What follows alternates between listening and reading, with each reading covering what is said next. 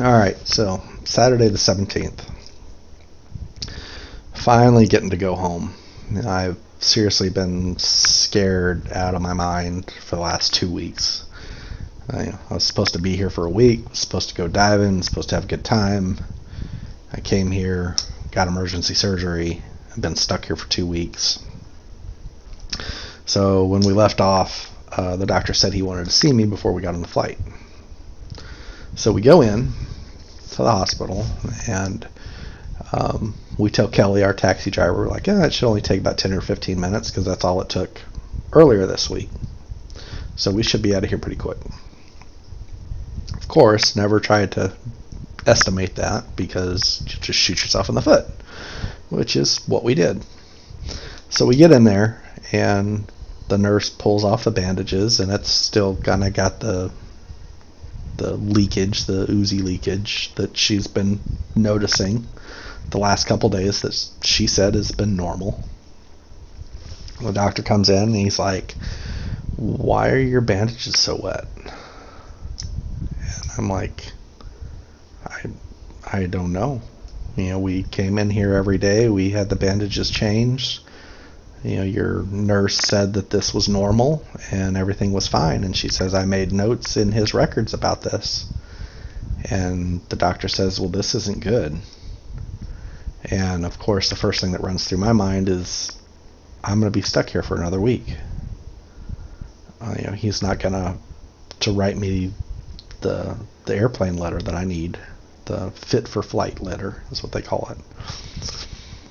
And he's looking at it, and he turns to me and says, this is a seepage. This kind of indicates that there might be some infection, but it's not serious at this point, but it could lead to something serious.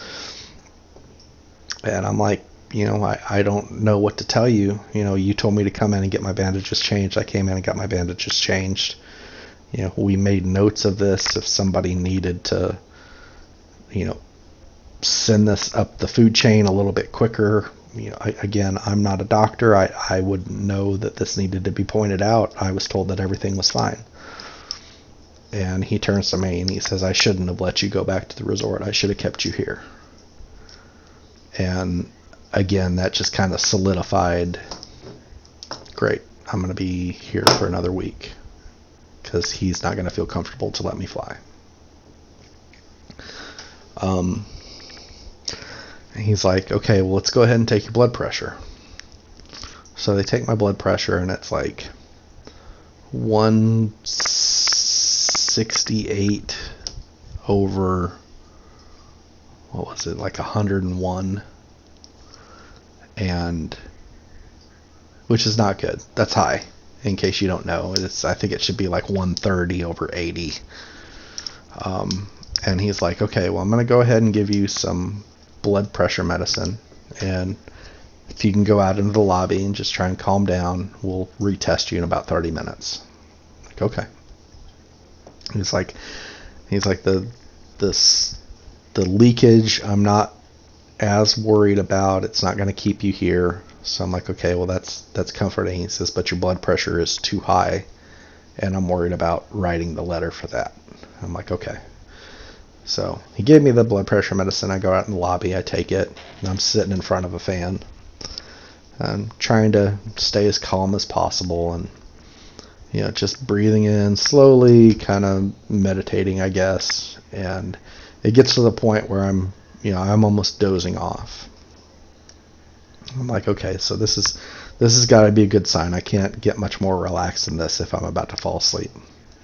So then they call me in the back, and they take my blood pressure again, and it was 168 over 101, and now it's 170 over 95. And I'm like, well, you gave me blood pressure medicine. And he's like, well, maybe it just hasn't kicked in fully yet. Let's go back out in the lobby, wait another 30 minutes, and we'll test it again. Like, okay. So I go back out in the lobby, sit in front of my fan, try and calm down. 30 minutes goes by, he gives me another blood pressure reading, and it's 176 over 106. So it's is climbing. And I'm thinking, there's no way that this can be right. I'm about to fall asleep. You gave me blood pressure medicine that's supposed to bring this down. I don't know what else to do. And the nurse is like, are you nervous about something? I'm like, yeah, I'm just kind of nervous about the whole situation. But I'm like, yeah, I just want to go home. I mean, really. So he brings me into his office, and he's like, I don't like the blood pressure is this high. I'm going to go ahead and I don't think it's high enough that I need to be worried about your flight privileges. So I'm going to go ahead and write the letter for your fit to flight. But I have to rewrite it with this new information in it. And I'm like, okay, do whatever you have to do. As long as it lets me go home, I don't care if you say I'm a magical unicorn, and that's your professional opinion at this point. So he writes all the paperwork up and gives it to us, and we go back to the hotel. We finish packing, and we hop back in the cab and we go to the airport.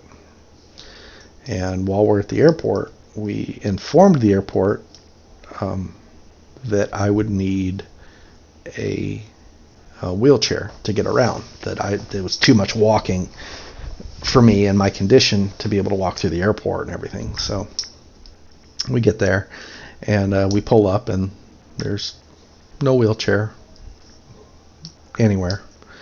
And of course, the person directing traffic is like, you guys need to get out of here. And we're like, there's supposed to be a wheelchair here. We can't get out of here. She's like, all right, let me go find one. She comes back about 10-15 minutes later with a wheelchair and somebody, and puts us in the wheelchair. And we get through the COVID testing process again, and back through security. And we get to the boarding area. And at this airport, there's 5 gates. And gates 1, 2, 3, and 4 are downstairs, and gate 5 is upstairs. So I'm in a wheelchair, and I'm sure you can guess which gate I'm going out of. Gate 5, upstairs. So there's an escalator, and then there's an elevator. You're like, okay, well, there's an elevator, great. The airport employee that was pushing me around pushes me into the airport and says, instead of taking you into the elevator just to go upstairs, for them to turn around and say, okay, it's ready to board, and then bring you back down here, I'm just going to leave you here on the first floor, and I'm going to tell them that you're here. I said, okay, we don't have a problem with that. So they sit there, and the island gave us the same, much like the States, make sure that you're here 3 hours before your flight leaves. We got through everything within 30 or 45 minutes, and so we're sitting here for 2 hours, just sitting here, staring at each other, waiting for other people to show up. Another lady shows up in a wheelchair, and they wheel her up next to us. I'm like, okay, she's, probably getting on the same flight. And it's getting closer and closer to boarding time, and all of a sudden they start paging some lady over the intercom. And we didn't think anything of it, and then they paged her a second time, and my wife looked over at the lady in the wheelchair and said, is that you? And she goes, yeah, that's me, but I don't know how to get up there. And so my wife's like, okay, don't worry about it. I'll go over there and tell them that you're down here. So my wife goes upstairs, and she's like, the people that you're calling are, in a wheelchair downstairs, and they can't get up here to talk to you. And they're like, oh, we didn't know anybody was down there. So apparently the guy that wheeled us down there never went upstairs to inform them that they had, people that needed assistance downstairs for boarding. So they got the ticket counter people to come downstairs, and they're like, okay, we got all that situated and got it checked out, and they wheeled us outside. We got on the airplane. got on the airplane, took off, started going. My father has worked in the airline business for 20 or 30 years. I've been flying on airplanes since I was a kid. It was one of those, they'd pin a $20, bill to my shirt and throw me on an airplane to go see my aunt in Florida, and no big deal. I could probably get around most airlines and plan flight schedules better than most people when I was a kid. So it was no big deal. I've flown and I've flown and I've flown.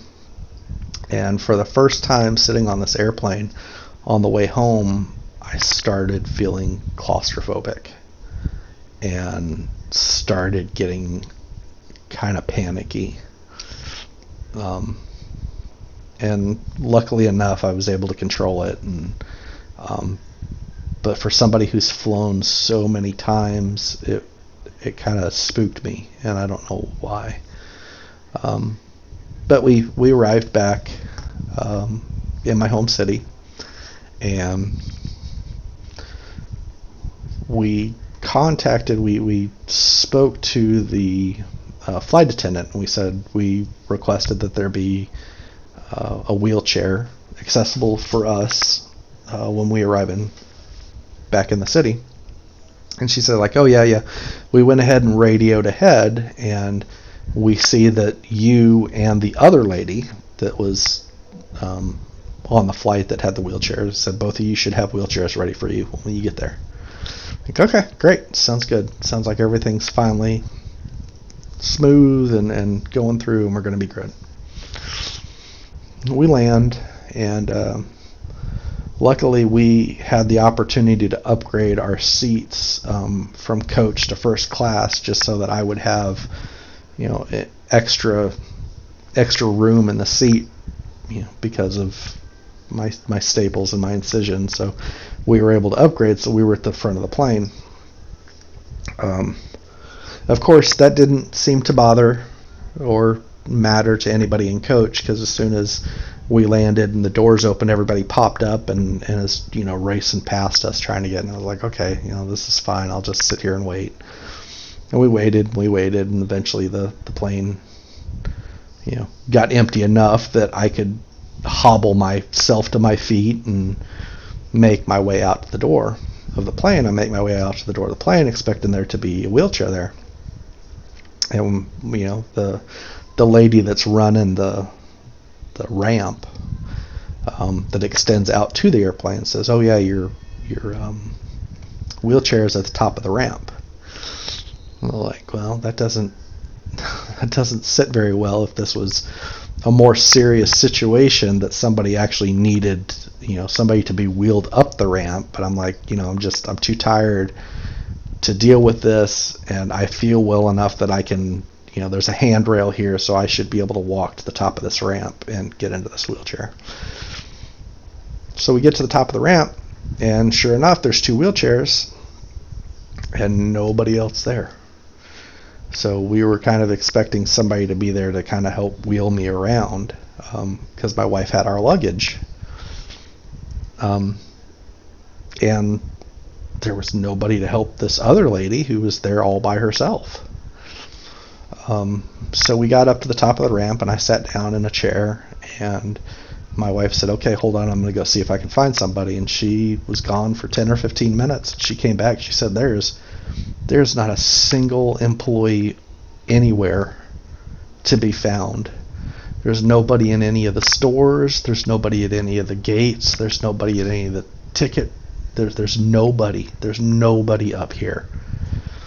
And I'm like, okay, well, I'm not going to try and make you push me around through here. I'll just try and walk it then. We'll just have to, it's going to be slow. She's like, no. I'll go ahead and push you. So I sit down in the chair, and she starts to push me. And, she pushes me and pushes me and pushes me. And just like she said, there's nobody. There's not a single employee anywhere to talk to ask for assistance. And we get to customs, and customs was pretty questionable. They were just like, you live here? Okay, go ahead, go through.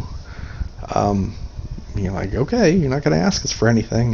Not that we had anything to declare or anything like that, but they were just like, welcome to the U.S. So we got through and we got to the baggage claim. Again, nobody in baggage claim to ask for assistance. The bags had already started to come out, and we saw our bags. We had 2 bags. So my wife had my backpack and her purse, and then I had a rolling duffel, or a rolling suitcase, and she had a rolling suitcase.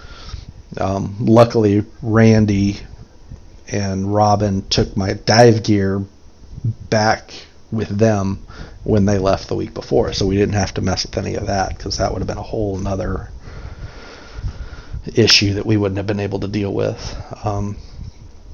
So luckily enough, my suitcase fit small enough underneath the wheelchair, and her suitcase, which we had to borrow from the neighbors, was too big. So I'm sitting in the wheelchair with the suitcase on my side, and she's pushing me, and I'm pushing the suitcase.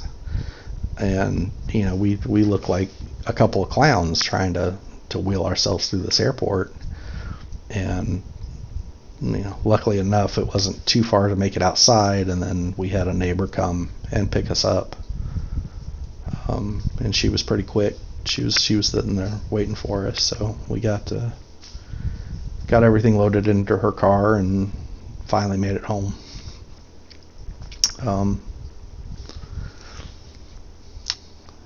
Finally got home.